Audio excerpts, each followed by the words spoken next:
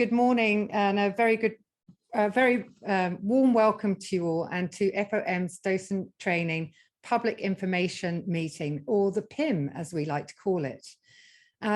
Really want to thank you for joining us today. And my name is Jo. And I'm Li Chu. And we're both docents, and we're also the overall co-heads of docent training. And so in order for the slides to run smoothly this morning, can we please ask you to just keep your videos turned off during the presentation and also your microphones on mute. So it's wonderful to see so many of you here this morning wanting to learn more about volunteering at one of our training programs. So personally, I think it's a real privilege to be an FOM docent, and it can be a life-changing experience for some people. It certainly was for me. I'm always amazed that we have been entrusted to guide visitors from all over the world, sharing our knowledge and our understanding of art, history, culture, and the people that help to make it. As the saying goes, it takes a village to raise a child. We think this applies to FOM docent training program, where it also takes a village to train a docent. I feel privileged to be part of this FOM village, to learn from senior docents, and then not just to pay back with appreciation, but also to pay it forward by sharing my knowledge with newer docents. So expand your mind, find your voice, and become a part of our FOM village and the larger arts, history, and culture scene in Singapore.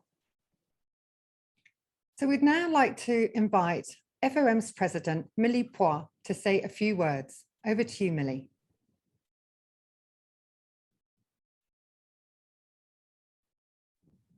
Hi, good morning, everyone. Great to see so many of you here today. And thanks, Jo and Li Chu, for that amazing intro and opening. From its humble beginnings in 1978, FOM has grown in both numbers and responsibilities, and you'll soon find out the museums and trails which we'll be offering training for this year.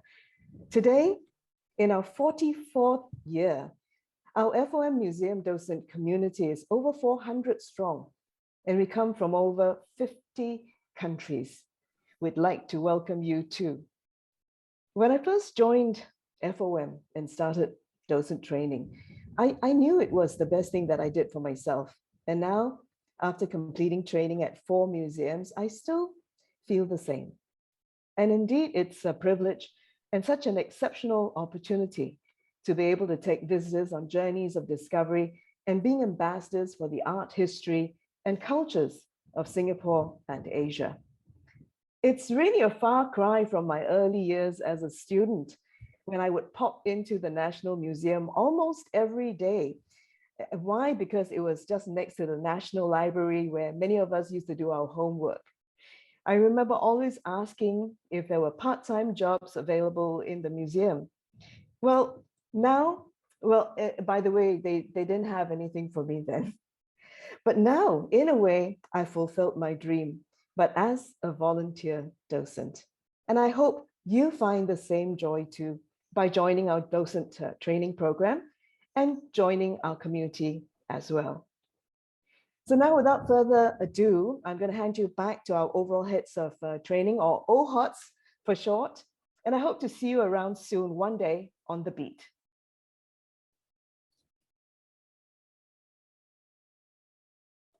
Thank you, Millie.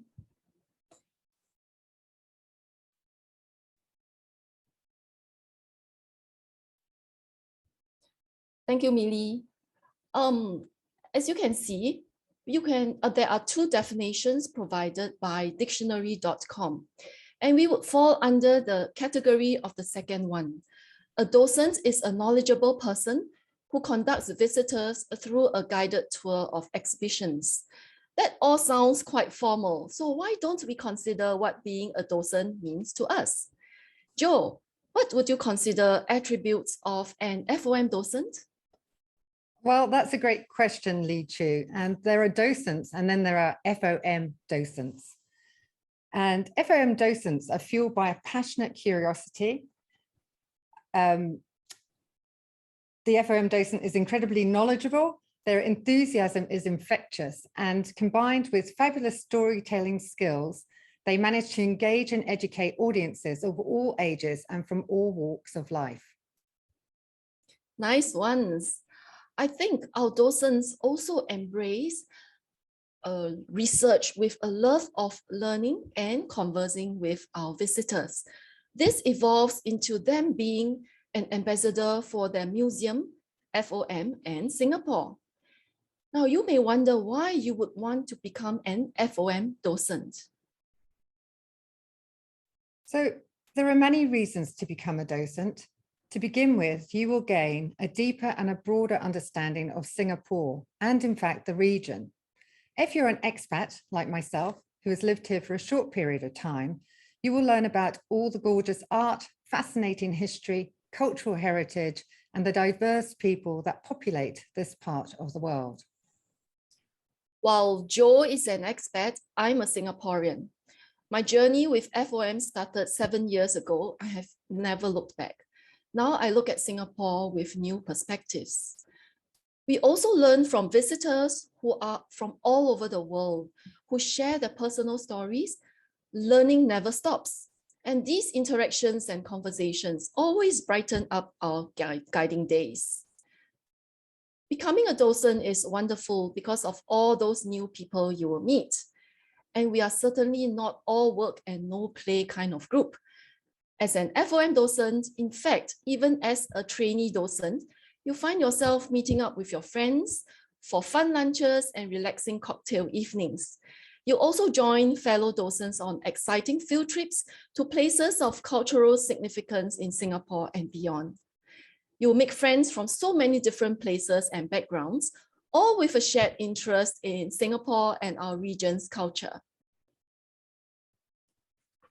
So as much fun as it all is, our docents are community-minded too. Being an FOM docent allows us to give back. Our docents are all volunteer guides, and they really bring the museums, heritage institutions, and trails to life with their tours. So without further delay, let's have a look at where the current docent training opportunities are this year. FOM docents lead tours through 12 different places, from museums to heritage institutions and heritage trails. And that number grows every year. And this allows for even more training opportunities. This year, we have 5 different programs, including a heritage trail, that are running docent training.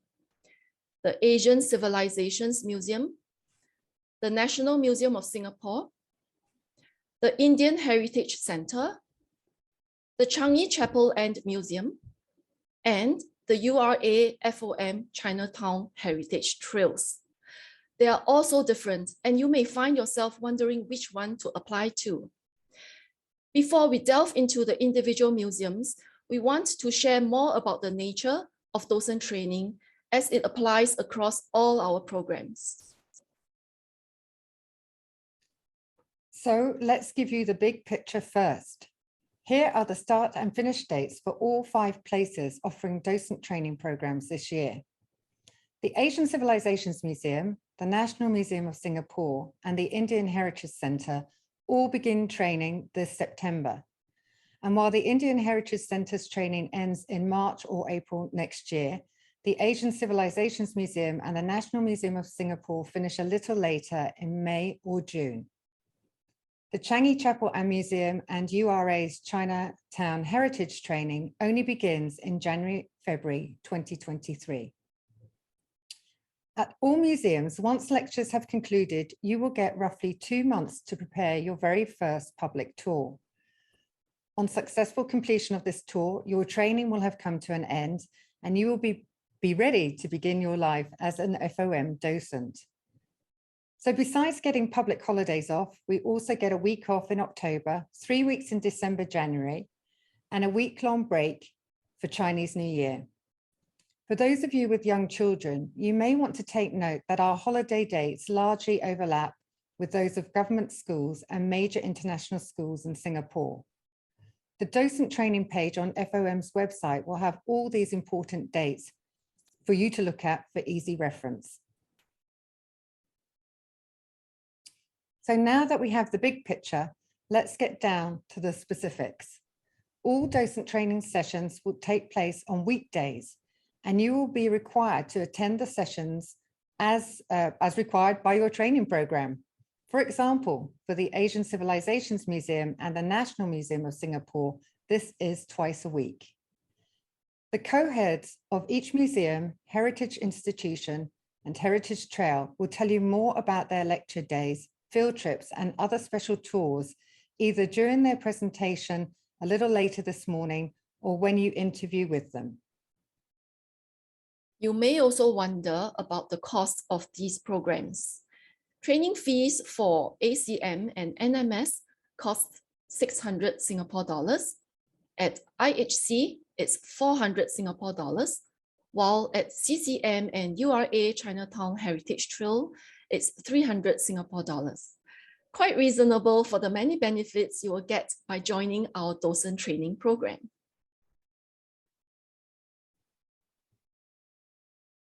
We do not doubt that you would have some expectations of our programs. Here is what docent training will provide you. World-class lectures by well-researched docents, published authors, or university professors. Field trips with specially curated tours to enhance all your learning through the lectures and readings. You will have specialized tours in the galleries of the museum to learn more about that part of history, culture, art, and the people, and so forth. You will also meet some of the curators and NHB staff to learn more in depth about the museum's artifacts, flow, and even hear little known gems of information. The training team of each museum, made up of experienced docents, will help you hone your presentation skills and support you in finding your own guiding styles. In exchange, there are some expectations we have of our trainees as well. Indeed, each of our programs has its own attendance policy. You may miss only a few sessions in the training period without consequence. Our programs are rigorous, and attendance policies ensure that you can keep up, fulfill your obligations, and graduate with your cohort. We recommend that you sign up only when you know that you will be able to meet the attendance requirements for your preferred museum. Each week, you'll be asked to do some reading, which will often be given to you. These will be carefully selected readings and relevant to your museum, heritage institution, or trail. Sometimes, though, you may wish to do your own research, and that's absolutely fine too. Between the reading and lectures, you will have to complete some short weekly assignments about specific artifacts, personalities, or concept words. These are then handed to your training team every week and are followed by a 2 to 5 minute oral presentation, which is based on your write-up. Your attendance each week will include sessions to help build important guiding skills. Your training team will support you through this process as you gain confidence in public speaking. Every so often, there will be an evaluation, which assesses your progress to date. Evaluations will be presented within a small group of your peers and experienced docents who will help you with feedback and give you tips to help you gain confidence. These evaluations will help you develop your guiding skills and ultimately create a strong foundation for when it's time for your first official public tour. Our training programs will be in person this year and not conducted via Zoom. The only exception will be if there is an overseas speaker. You may wonder, why do I need to attend in person in this age of internet and Zoom meetings? Well, the aim of our docent training program is to transform you into a museum guide, guiding visitors live at the museum. And so it is crucial to build those important guiding skills in person. Coming into the museum regularly helps you as a trainee docent feel comfortable in the gallery spaces and form a connection with the artifacts, and just as importantly, your fellow trainees. So now it's time to meet our lovely co-heads of docent training this year, and they will tell us more about each of their museums. ACM, the Asian Civilizations Museum, will be led by Kalyani and Jane. At the National Museum of Singapore, NMS, the co-heads are Shrivali and Ian. The Indian Heritage Centres or IHC's program will be led by Neetu and Bala.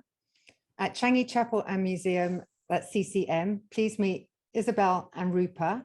And at URA Chinatown, Tabitha and Natisha will be leading the way. So we now invite Kalyani and Jane to tell us more about the Asian Civilizations Museum. So it's me again, because Jane is actually away. So good morning. So yes, as I said, I'm standing in for Jane, who is away, as I was the ACM co-head last year with Laura. So today we're delighted to introduce you to the Asian Civilizations Museum. This is a museum that focuses on decorative arts across Asia. The Asian Civilizations Museum's 13 galleries tell us how for thousands of years, the communities and cultures of Asia traded, interacted, and exchanged ideas. A flourishing cross-cultural exchange represented by the myriad works of art that's on display there. But why, you might wonder, should the ACM be your #1 choice for docent training? Well, there are a few things that might persuade you. We are in the best location, in the heart of Singapore, on the banks of the Singapore River, surrounded by historic landmarks and modern reminders of why trade has always been part of the Singapore story. We host award-winning special exhibitions, including collaborations with the British Museum, Musée Goumet, Beijing's Palace Museum, and as well, we collaborate with internationally famous fashion designers like Gobe. Finally, the ACM's privé serves great coffee, and the happy hour is very tempting and can be very, very happy. But if that's still not enough to convince you, we thought that hearing from some of our docents about their favorite objects might give you a sense of why the ACM was their choice and why it might be yours. So Shinji comes from Kuala Lumpur in Malaysia, and she says that while it was difficult to choose a favorite object, the Nias ancestor figure kept drawing her attention. She shared with us that she'd never heard of Nias until the docent training program, even though it is off the coast of Sumatra, a little over 500 kilometers from Shinji's hometown. This figure has shown her that we share cultural similarities. Ancestor veneration was once the core belief on Nias, and figures like this were included in important family events like births and weddings. And in Malaysia, Shinji's Christian family members will update their deceased loved ones when they visit their graves and tell them about important news within the family. So this practice of communicating with one's deceased family members reminds Shinji that while we might come from different cultures, we share the same humanity and desires. When we asked Ulrike from Germany what her favorite object was, she told us that was a tricky question because as you get to know the artifacts better, one can't help but be amazed by the secrets they reveal. Now, this was clearly the case with Ulrike's choice of favorite, a unique 18th century piece of furniture from Macau that might easily be overlooked as it's hidden in the very last room of our Christian Arts Gallery. It resembles typical English-style furniture of its time with functional drawers, and it even has handles for the movers to use on its side, a practicality that Ulrike really admires. It transforms into a desk, but what lies behind those doors is what makes it special. Open the doors, decorated with a very Asian landscape, and there is a finely carved Christ figure hanging on the cross. His story is clear. We can feel all the suffering that must have been endured. It is a striking contrast to the harmony and almost meditative calm emanating from the doors. And it is this juxtaposition of European and Asian artistic traditions that makes Ulrike love this bureau shrine. For Monica, who is from China by way of Texas, and Winanda from the Netherlands, it is this eye-catching table screen that is their favorite at the museum. It's made of lacquered wood. It's from the 18th century and it's Chinese. Monica finds it provides a pop of colour in the Scholars Studio, and she thinks it would have been a tasteful inspiration on any scholar's writing table. The background presents a peaceful spring scene. 42 scholars have gathered together to celebrate the Spring Purification Festival. Monica admires the details that are found on the screen. She can see teeny tiny wine cups on floating lotus leaves. And she learned that each time a cup floated in front of a scholar, he needed to empty it and compose a poem. According to Chinese poets, poetry always flows more easily with wine. Doesn't everything? Winanda tells us that she loves artifacts that tell a story, which the screen does, but it is also how the screen was made that she finds fascinating. The drinking scene was intricately and delicately carved into the lacquer, which was known as cinnabar. This is also what makes the object so interesting to her, because cinnabar, thought to promote longevity, was actually poisonous as it contains mercury. It is and it's thought that many emperors obsessed with longevity died of cinnabar poisoning. Now, Winanda loves these stories, but she also loves that you can simply let yourself be drawn into this idyllic Chinese landscape and dream.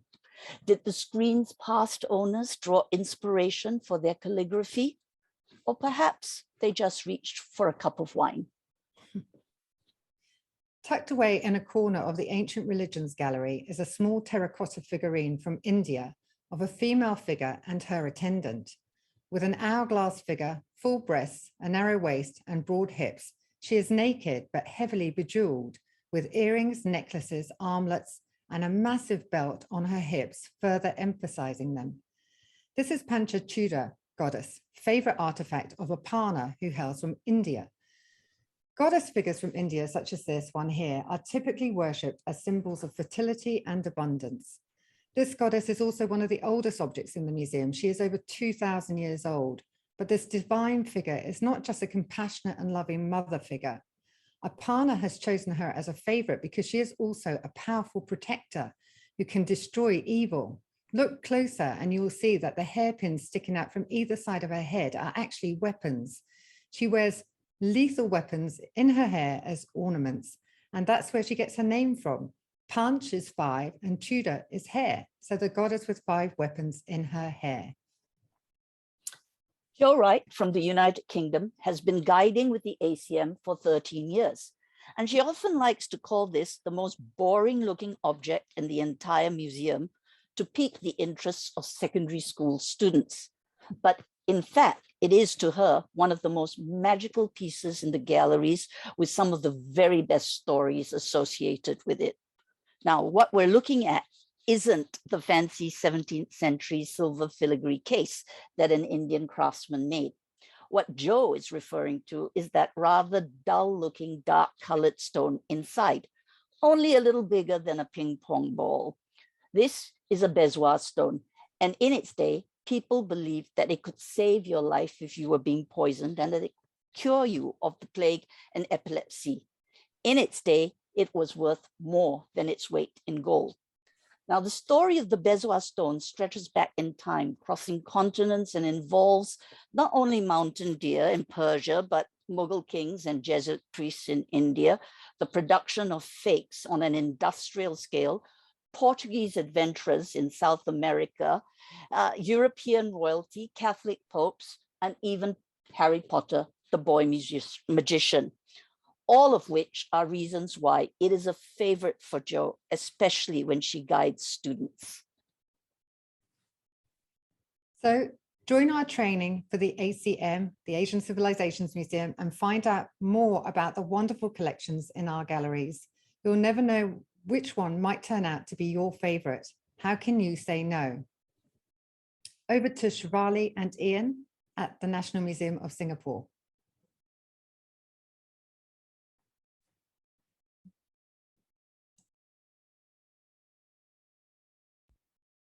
Good morning.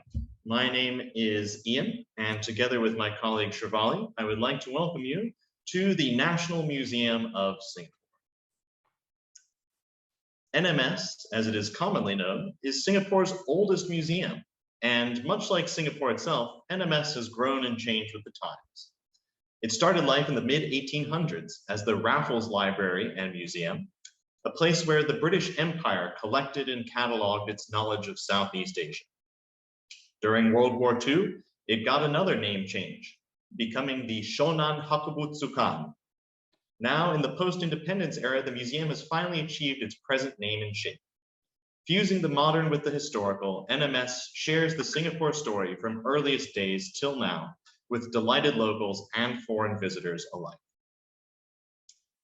As a trainee docent at the National Museum of Singapore, you will have the opportunity to explore all this history and more. As you spend the next several months delving into the secrets contained within these walls, I have no doubt that what you find will surprise and amuse you. But you don't have to take my word for it. I'll let Shravali tell you what surprised last year's trainees most as they acquainted themselves with the wonderful array of artifacts at NMS. There's never a dull moment during training. Even when you think you already know a topic, you manage to learn something new. Some of our docents wanted to share with you the unexpected things they learned. The iconic dome of the National Museum was completed in 1887, and Jamie was surprised to learn how difficult it was to build. It supposedly drove its first builder mad, and a second builder had to complete it. Akiko and Yenping were intrigued by this 19th century wrought iron spiral staircase, reputed to be the favorite haunt of the museum's resident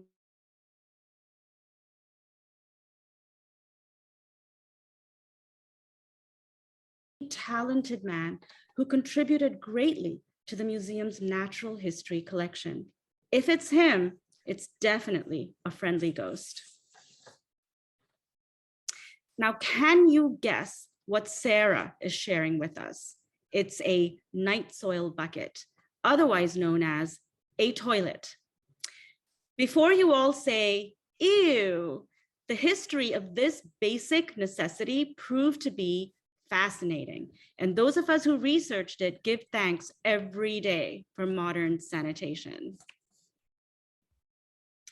And here's Ho Jung welcoming us to the 70s. She wants to know if you can guess the most desired household appliance of that era. It was the refrigerator. And how many Singaporeans live in HDB or Housing Development Board flats? 80%. I love guiding this exhibit because visitors are always blown away by the story of HDB. An unexpected treat for all of us was to see the image of our very own docent, Maithili's father, projected onto the walls of the museum as he ran for city council elections in 1957. This is what's wonderful about the National Museum. It tells us the story of the city that we all live in, its streets, its buildings, and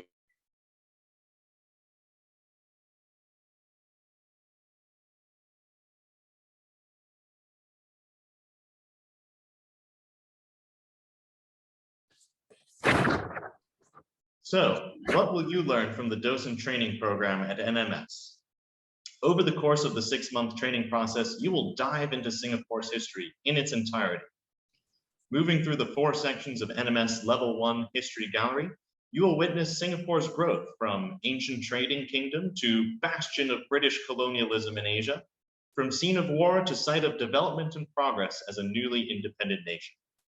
As you study the museum's artifacts, you will get to know the people who built Singapore like old friends, from coolies and convicts to generals and governors.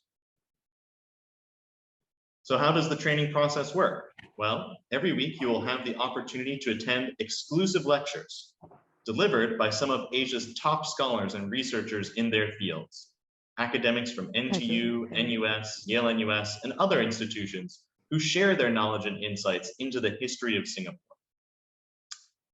Supplementing our lectures, we also have weekly field trips. These trips will take you on a journey of discovery and delight around Singapore, often to places that you might not know even existed, sometimes even if you've lived here your entire life. Now, what makes NMS docent training different? At NMS, your learning journey can continue indefinitely if you so choose. After graduation, you can train for and guide at any of the Level 2 galleries or one of the special exhibitions. What's more, through docent ongoing training, the opportunities for personal growth and development are endless. At NMS, you will also make friends to last a lifetime. Docent training isn't all work and no play. Organized social activities will give you the opportunity to kick back and relax while bonding with your fellow history enthusiasts. So, come and join us as a trainee docent with NMS. We promise you will never look back. Now, over to our friends at IHC.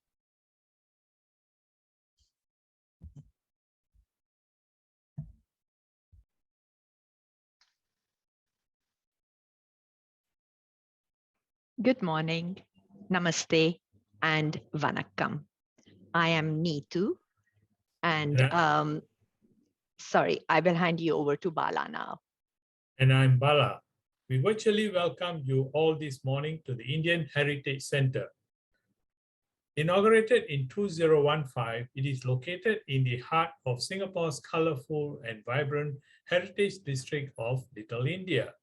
Not only does it trace the history and heritage of the Indian diaspora in Singapore and Southeast Asia, the Indian Heritage Center also takes us on a journey of 2,000 years of Indian interactions with Southeast Asia. The 5 galleries focus on 5 major themes, starting from the early contact between South and Southeast Asia, through the colonial times and the Second World War, all the way to the making of modern Singapore. The themes present the origins and migrations of the diverse South Asian community, as well as their experiences, their festivals, and their rites of passage, especially in Malaya and Singapore. There are over 400 interesting artifacts on display that express this narrative in a variety of ways. There are sculptures, paintings, photographs, family heirlooms, as well as a collection of oral histories in these galleries. They narrate the experiences of this migrant community and their contributions towards the making of Singapore as a nation. And today, we would like to present one of the star artifacts in our collection. This is a gold necklace, which in Tamil is called Kasu Male, where Kasu means coins and Male is a neck ornament. Its delicate clasp is studded with tiny rubies. This stunning piece of jewelry is from the estate of Santanam Victor Lewis and the family of Gnan Prakasam Pillai. He had it specially made in Madras for his dear wife on the occasion of Christmas in the year 1914. What makes this necklace extra special is that the coins are Victorian half sovereigns dating from the 1890s. You can see a series of 62 coins strung together on the gold chain. However, the floral connectors bear the French lily motif of the fleur-de-lis. You must be wondering why this story is significant to the IHC. Well, you see, Gnan Prakasam Pillai was from Pondicherry in South India from a time when Pondicherry was the French capital of colonial India. He migrated to Singapore in 1902, which was a British colony at that time, and became an established trader along the Serangoon Road. He owned 2 shop houses at number 40 and 44 on Serangoon Road, which are both prime locations even today. So while Gnan Prakasam Pillai was celebrating his Indian heritage with this Kasu Male, he had incorporated 2 colonial influences as part of his heritage. If stories like these makes you curious, then do plan to make a visit to the Indian Heritage Center soon. Take a leisurely stroll through the eclectic neighborhoods of Little India as you discover a chance upon hidden gems traditional delights, yummy food, and of course, the Indian Heritage Center. We promise you that it will be a memorable visit. Thank you. Thank you, And and see you see you soon. soon. And now handing over to the Changi Chapel and Museum team of Rupa and Isabel.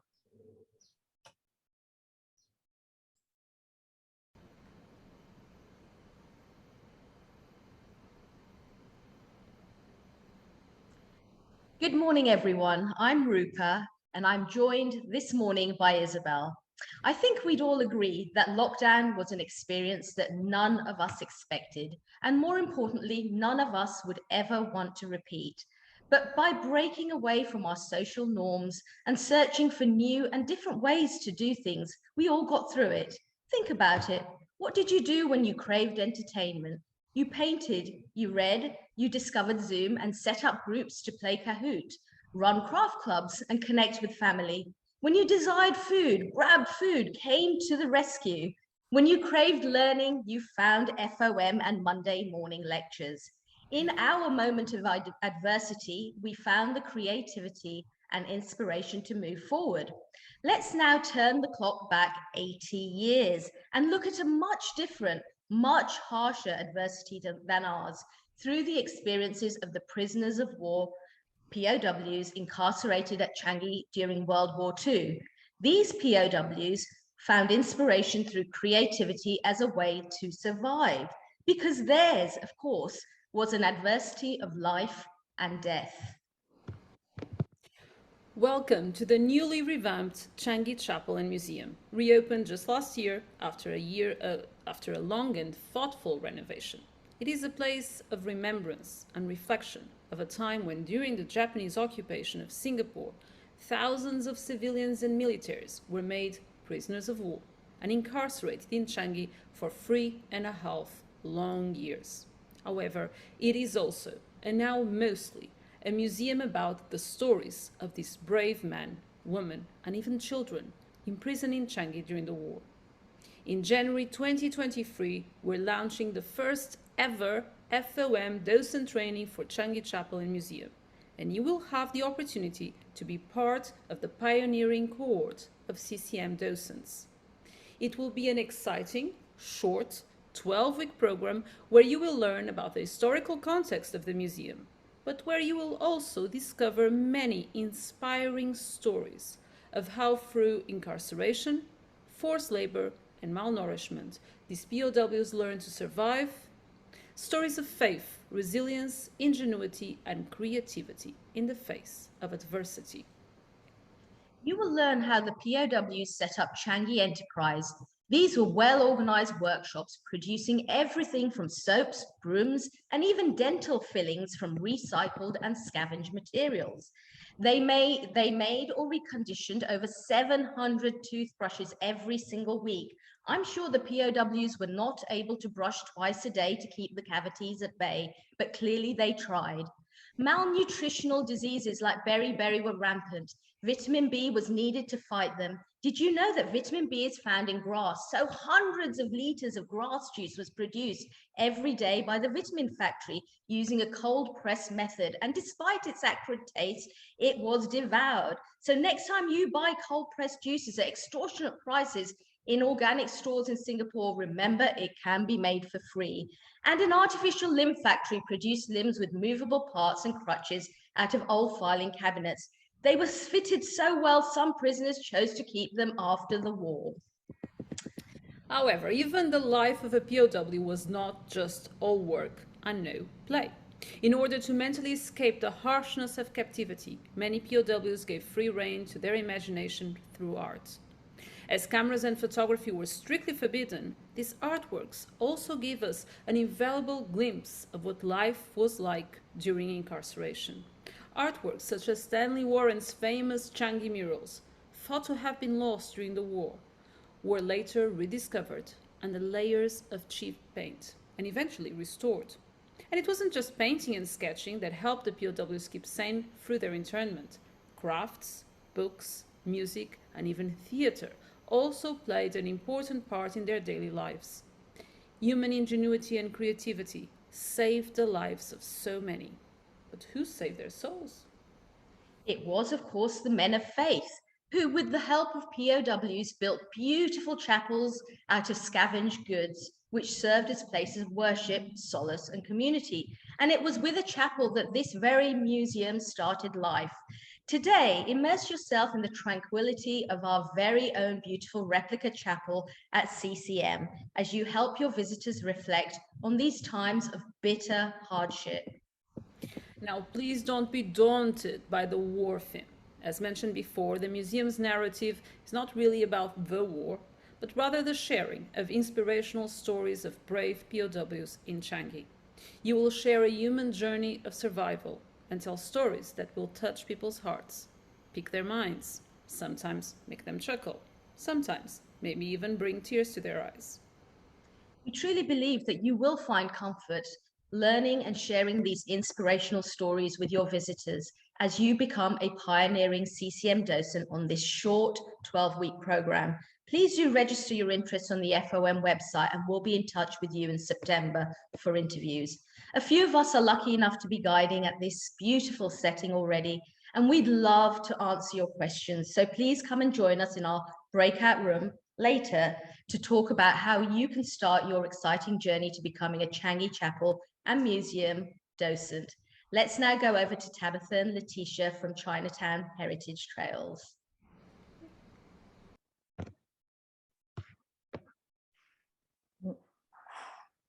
Hello.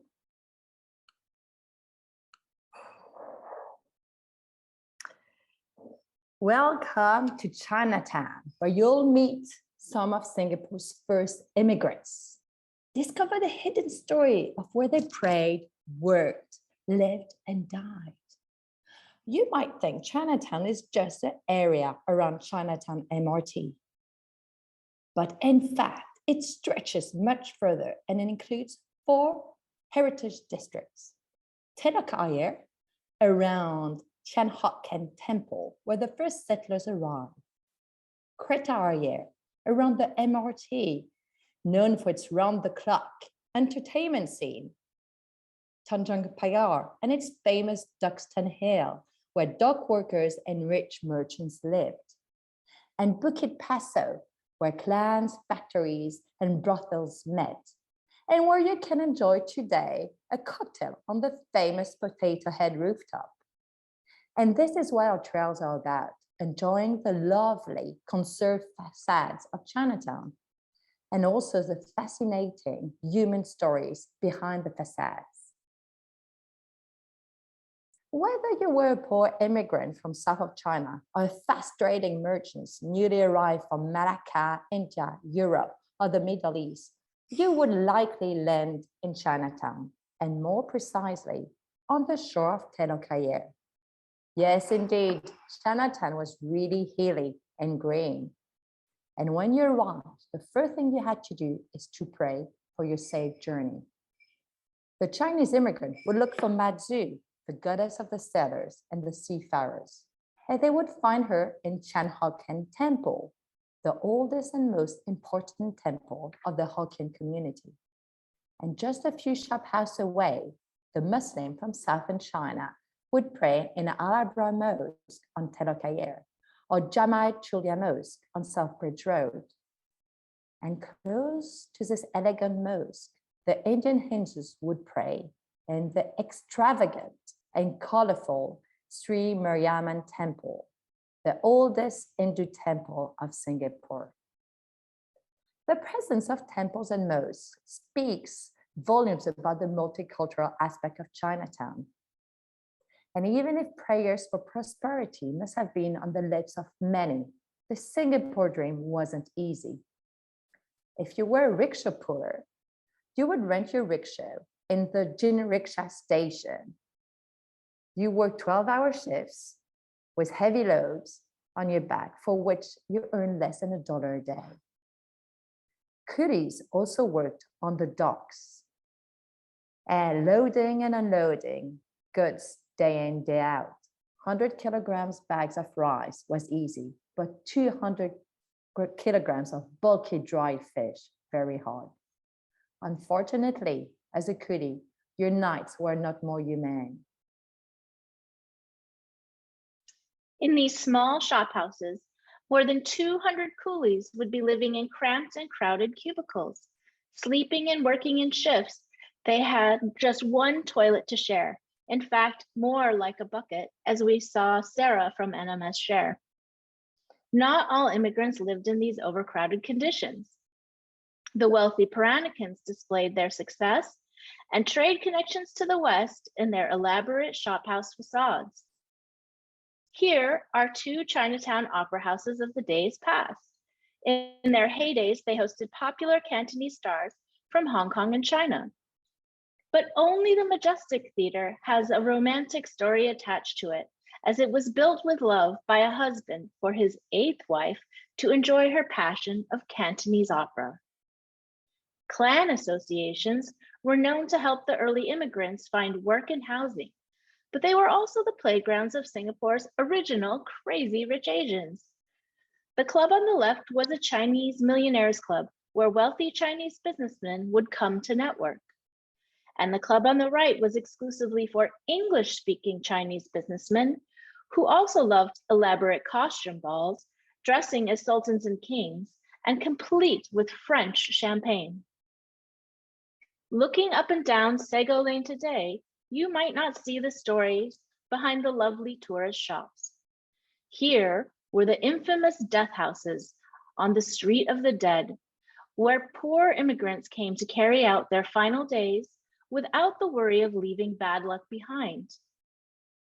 The stories of our early immigrants are literally written and painted on the walls of Chinatown through vibrant murals by local artist Yip Yu Chong, who grew up in the heart of Chinatown.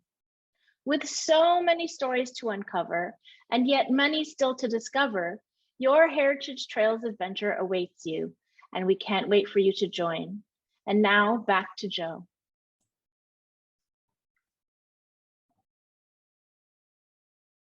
Oh, there I am. Thank you, ladies and gentlemen. Each program sounds absolutely fantastic. So what are you waiting for? Applying for our docent training program is very, very easy. When this meeting ends, simply go to www.fom.sg and fill out the docent training application form. Next, the co-heads of the program you applied for will be in touch to set up an appointment for an interview. After the interview, wait to be notified regarding the outcome of your interview. Do note that acceptance into the course will not be on a first come, first served basis. And while you do not need to be an FOM member to apply for the docent training program, should you be accepted, you will be required to take membership before you begin the course.